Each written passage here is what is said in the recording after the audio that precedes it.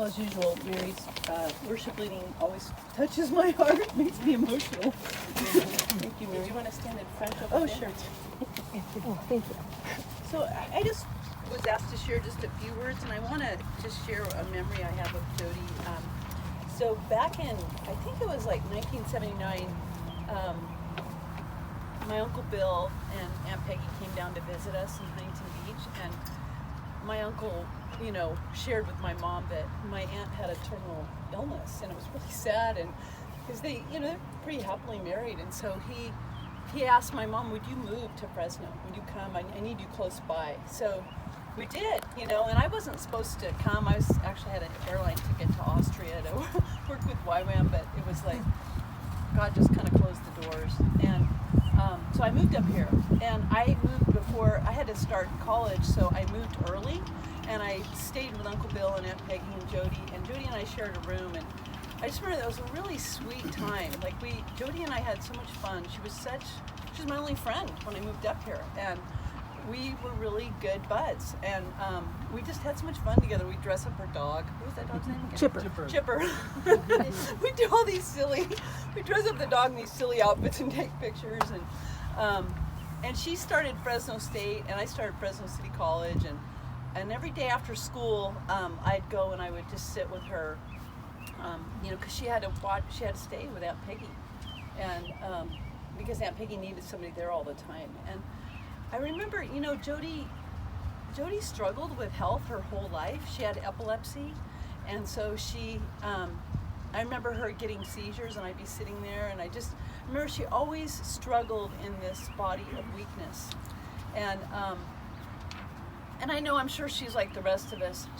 She complained at times and stuff, but she just hung in there. She had this like strong core inside, and she just kind of hung in there. And I didn't hear her whine too much, and that was a hard time for her, like that time in the fall of 1979. And then, but I thought of this passage in 2 Corinthians, and it says, "Therefore we do not lose heart, though outwardly we are wasting away, yet inwardly we are being renewed day by day. For our light and momentary troubles are achieving for us an eternal glory that far outweighs them all. So we fix our eyes not on what is seen, but on what is unseen. For what is seen is temporary, but what is unseen is eternal." And we do like to think of this, what we experience here and now in the material, as the real, but it's not really the real. There's an unseen real that we have to see with the eyes of our hearts. And Jody saw that. You know, I think that's why she was able to like really endure what she did, because she saw that. She saw the unseen real, and she had her eyes on that. And I want to continue this, because in chapter 5 of 2 Corinthians it says, "Now that we know that if the earthly tent we live in is destroyed, we have a building from God, an eternal house in heaven, not built by human hands. Meanwhile we groan, longing to be clothed with our heavenly dwelling, because when we are clothed, we will not be found naked. For while we are in this tent, we groan and are burdened, because we do not wish to be unclothed, but to be clothed with our heavenly dwelling, so that what is mortal may be swallowed up by life. Now it is God who has made us for this very purpose, and has given us the Spirit as a deposit, guaranteeing what is to come." And so I was thinking about that too, that, you know, Jody groaned. She was in this tent. I mean, all of us experience it, right? It's decaying. It's like, if the older you get, you know, like you struggle against it, you know, and you can't fight age. It just, I'm sorry, I don't care how much money you have. You can have all the facelifts or whatever. You can't fight it though, because this tent is decaying, and things aren't as they were meant to be. This isn't what we were made for. We were made for magnanimity and for glory. We were made for the heart of God, and this world isn't how it was supposed to be. It wasn't how God designed it. It's fallen, it's broken, it's corrupted. And there was something in Jody that had that, and people call it a beatific vision, like a beautiful vision. She had that. And I mean, all of us know that Jody probably served people more than any of us, right? She got awards, like she was always serving people. She was always serving the outcast, the downcast, always, her whole life. Because I think in her heart, I mean, she may not have been able to like put words to it, but she had that vision, like, yeah, the world's not supposed to be like that. There's more. There's more. And that's what we were made for. And we long for that. That's deep in our heart that we want that. Each one of us is made for more than this. And we're not, that's why we can never be happy, totally happy this side of, eternity, because God has more for us. And someday, at the resurrection, Jody will be given a new body. And I don't understand all that. I can't explain it all to you, but she will have a body that won't corrupt. Mm-hmm. And her spirit will be fully alive. And all those dreams and visions of people that, like, I just remember she'd always adopt little kids, She just always had, like, well, this kid, he's a refugee. He needs, this and that. And I didn't know half of what she did, because we were really close, like, during college, but then she got married and moved away, and we just, we didn't stay as in close a contact, so I don't know half of what Jody did, but I know she got a lot of awards, for what she did, and she just, all I can say is what a trooper, she stuck with it, with that hard, difficult body she was given. And honestly, like, I don't know why some people are sick and others aren't. I don't know why she had epilepsy. But she had a hope in her that just kept her going. And so I'm really thankful for her life and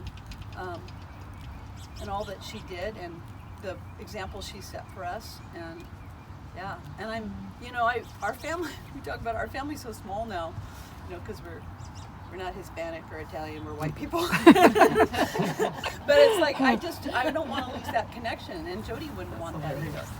We shouldn't just be together at funerals. So yeah. So Father, I just thank you for Jody's life. I'm thankful for it, Lord. I'm thankful for who she was and the deposit she left in so many. I thank you for that, God.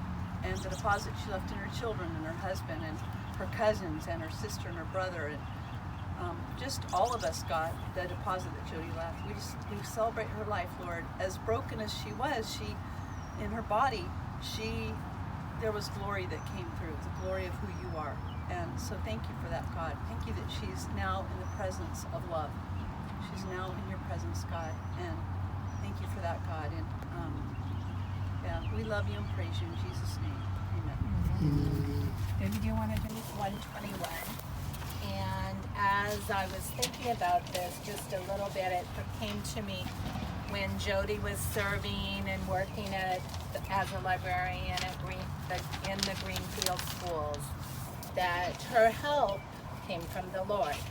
And that's what this Psalm 121 says. I will lift up my eyes until the hills. From whence cometh my help? My help cometh from the Lord, which made the heaven and earth. He will not suffer thy foot to be moved. He that keepeth thee will not slumber. Behold, he that keepeth Israel shall neither slumber nor sleep. Or you could say, behold, he that kept Jody neither slept at all. Mm-hmm. The Lord is thy keeper. The Lord is thy shade upon thy right hand. The sun shall not smite thee by day, nor the moon by night. The Lord shall preserve thee from all evil. He shall preserve thy soul. The Lord shall preserve thy going out and thy coming in from this time forth and forevermore.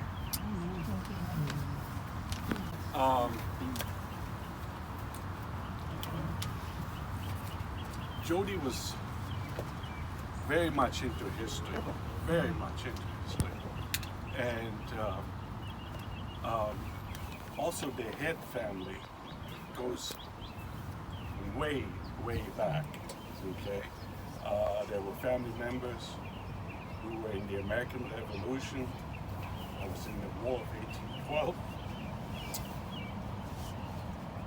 Civil War, World War I, World War II, Korea. Okay.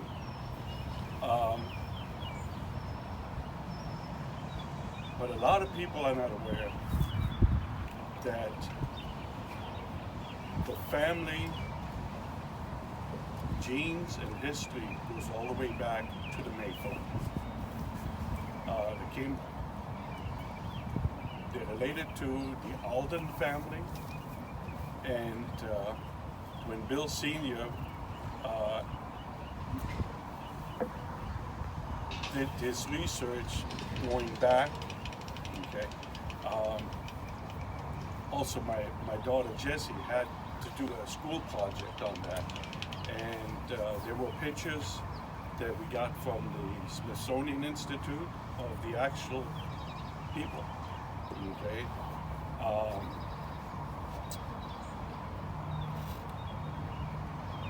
Their great-great-great-grandfather was from New York. He joined the Union Army, went in as a private, and during the war, he kept a journal on a daily basis. And we got these journals were divided up between family members, and the head family was fortunate enough to get the last book by the end of the war. And when they were stationed, when they were in Richmond towards the end of the war, President Lincoln showed up with General Grant, who also became president, and they reviewed the troops, and at the same time were handing out medals. And Jonathan went in as a private. By the time he came out, he held the rank of captain. Each time he received the rank, it was a battlefield promotion. And some of the battles are in this journal, and it's amazing. Jody saw that this thing is getting fragile, so she decided to type it up on the computer, and she turned it in the book as a book, and she also had it in the library, so that way at the middle school, when they covered the Civil War, they were able to see. I mean, it's more than just a TV movie, you know, because the war was long and battles were far in between. Okay, so it's very interesting. Did I mention he received the Congressional Medal of Honor? We got a picture of him wearing the medal that he got from him. Okay, all right, that's background. Let's move a little bit further. Jody always, a couple of times I heard this story, that the head family was out camping, and Jan, the older sister, was sitting at the campfire telling ghost stories.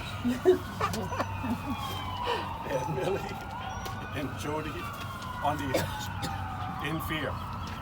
And their father, Bill Sr., was in the back watching this, and then all of a sudden he jumped out and scared them off.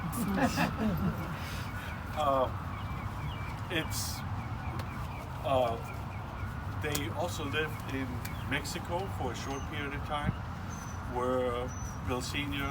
ran the American school, and their mother was also a teacher, but I don't remember if she was also teaching at the same time. But when they came back to the States, both of them were teaching at a school here in Fresno, down by Highway 99, and Jody showed me that school when she was going to Fresno State.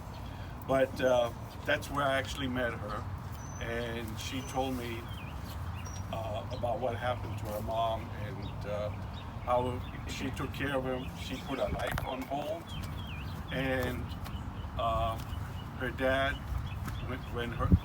she told me that her mom's dream was to see Bill graduate from high school. That was her last dream, and when that happened, she passed on a couple of weeks later. So,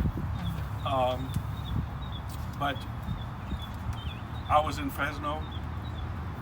One of my buddies was going to Fresno State for a bachelor's degree in automotive, and we would always work on my Mustang and on his Dodge, and we would go cruising in Salinas, and you know that's what we do with kids.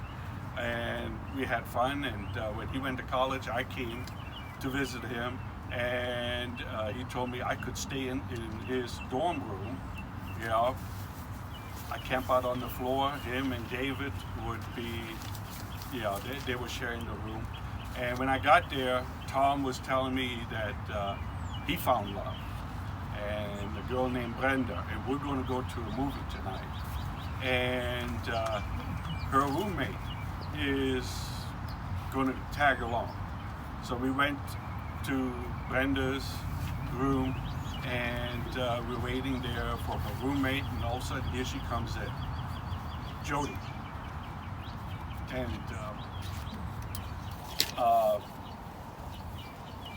she had a bicycle with her. Yeah, then I learned later on that she was not able to drive because of the seizures. And before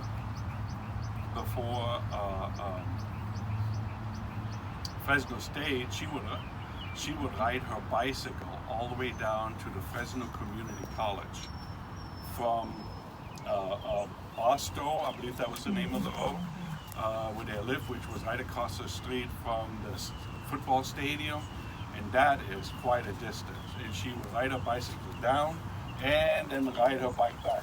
She was in shape. So when she walked in her short gym shorts, I said, wow, look at those legs. I said, she, you know, because she was dressed for, you know, for the exercise and stuff, and she just came back from an exercise ride. So we fell in love immediately. I proposed to her numerous times, and she said, no, I'm not ready to get married. I am going to finish my college degree, and when that is done, then if we still feel this way, we'll get married. Well, you know, 2 years, I had to wait 2 years, you know, every weekend on my Friday, because I worked at the prison. Sometimes Fridays moved around to different days of the week, but majority of the time, I was fortunate.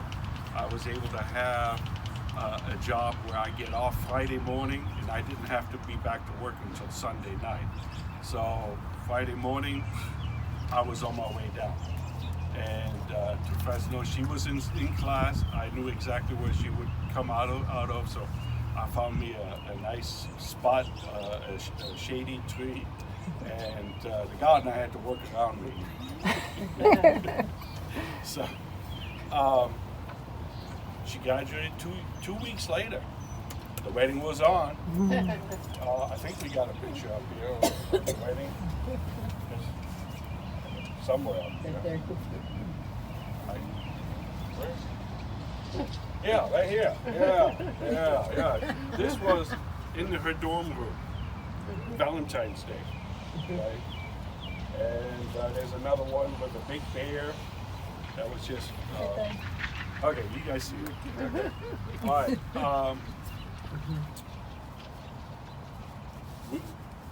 We went on a honeymoon. I took a whole month off from work.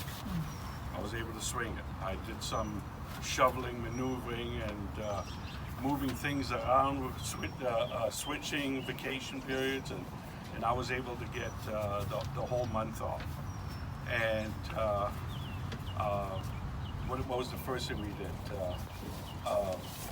We went on a camp out to Monterey County on the local lake, San Antonio, and I had this big circus tent and a huge tent, and my canoe, and we went out there boating. We had a good time. We were out there for a whole week, and we went during the middle of the week, so majority of people, you know, were at work at that time. Then we came back, we rested 3 days, and then we went on a cruise to the Caribbean. And there's many cruise pictures, and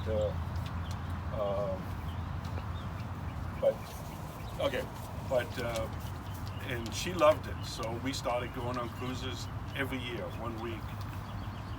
cruise. We went on every island in the Caribbean, and including Mexico. You know, there's this one picture where this big old hole, and they used to throw the people in the hole, the virgins, and Jody went up there and she did this like she was going to dive in. Got back, she got her first job at the newspaper. She became, while she was going to school, she was a reporter for the newspaper, and then when she graduated, she was the managing editor. And that all came to a screeching halt when Christopher was born, and she decided she wanted to stay home. And I was doing this commute from Seaside to the prison, and it was like an hour drive down, hour drive back. That's 2 hours a day, and I was tearing up the car, you know, with the mileage.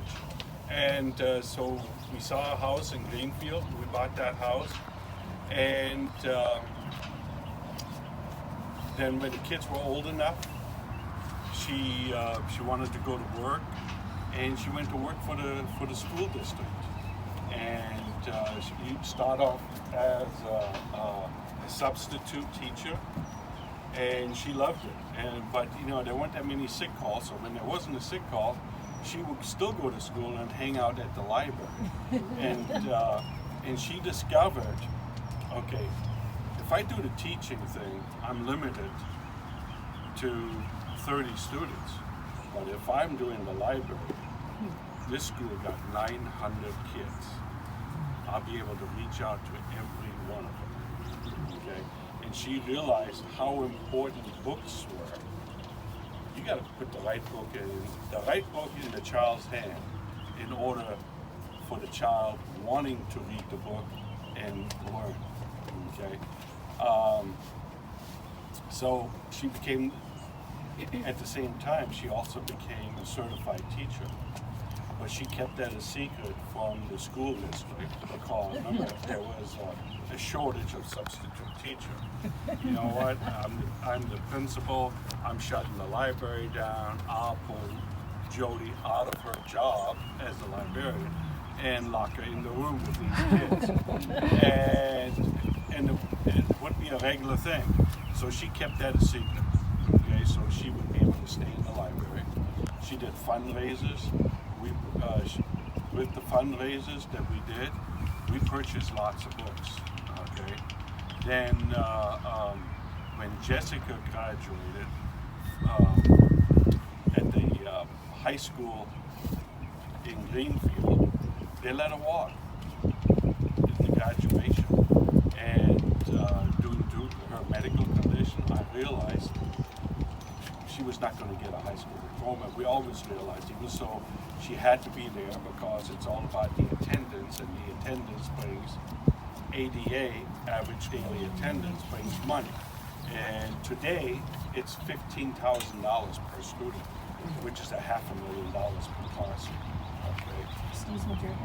I think that gentleman's waiting for the other part of the service, just to let you know. Okay, all right. I'll make this speed it up. But Jody helping, me helping, working together as a team. Jessie, we enrolled her into Hodnell College. She got her GED plus 2 associate degrees, one in general studies and the second one in art. Okay, and I realized, wow, if Jessie can do it, why were 60% of the students that were sitting there in their cap and gowns at graduation not getting a high school diploma? Okay, it's because they weren't spending the money. So I decided, and Jody encouraged me, and we worked together as a team. I got me on the school board. Okay, and there's a law in the books that every school is supposed to purchase 21 books per student, okay, at the school. And they're not buying the books. That's why our children were not able to read. And with me being on the board, I pressed the issue.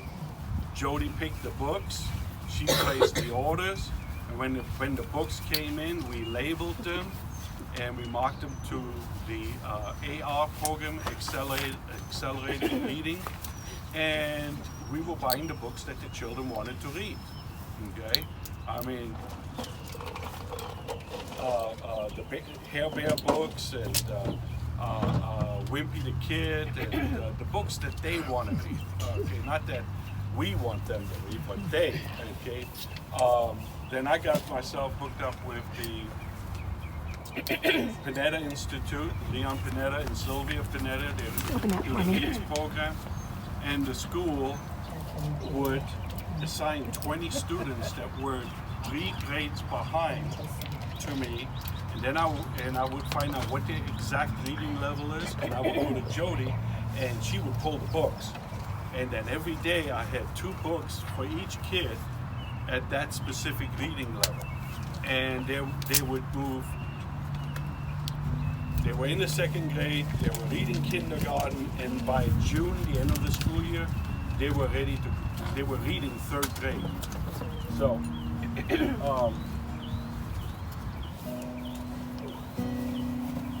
I want to say this, okay? God took Jody early in life. Sometimes we wonder. As you all know, I'm also with the sheriff department. I do dog training with puppies. Out of a litter of 12, there's usually only 9 that survive. 3 puppies die. And you know why they die? Because God needs puppies in heaven because they are little children. God pulled Jody because he needed a lot better here. That's right. She's with us. She's watching us. She's waiting for me to get there, but she's just going to have to wait. Okay? I got some goals that I'm working on and additional challenges. Okay? I want to say this. We were a team. We were soulmates. Okay? We were a team. For every great man, there's a great woman. For every great woman, there's also the man who supports her to ensure that she is also great. And you all saw the awards that she got. And